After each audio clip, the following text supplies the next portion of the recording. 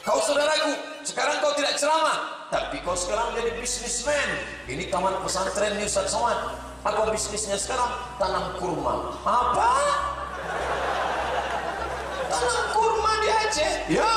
Ternyata satu batang sawit menyedot minyak, menyedot air sehingga kering. Yang dulu tempat kita nangkap ikan waktu kecil, sekarang air sudah kering akan menjadi gurun pasir. Dan 1 kilo sawit cuma 2.000 perak paling mahal.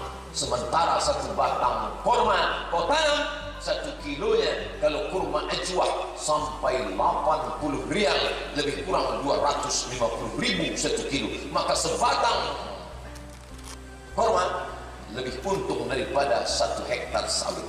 Betul? Bilang aja betul untuk menyenangkan hati saya. Dan yang menanam itu orang Aceh. Di mana pohonnya? Cari sendiri.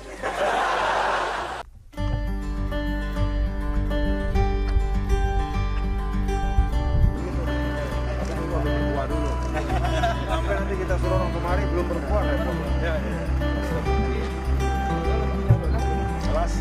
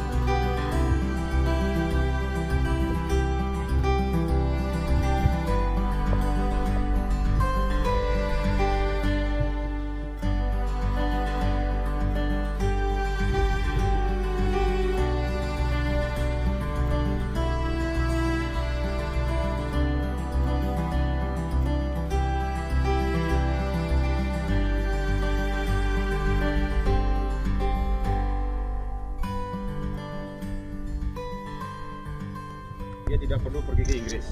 Jadi ini menjadi tempat pemuliaan juga. Amin. Menjadi tempat untuk pusat dari pengembangan kurma. Dan bagi saya yang menarik adalah, insya Allah ini juga menjadi salah satu destinasi wisata ke depan. Jadi kalau orang ke Aceh, kemudian dia ingin melihat kurma tanpa harus ke sana ke negeri Timur Tengah, dia bisa ke kebun kurma di belakang. Ya, sukses, dan ini pasti akan menghadirkan kemanfaatan ekonomi untuk masyarakat sekitar sini. Terima kasih, sukses selalu. Assalamualaikum warahmatullahi wabarakatuh. Alhamdulillah, Pak. Itu gini ya. Batu itu banyak batu.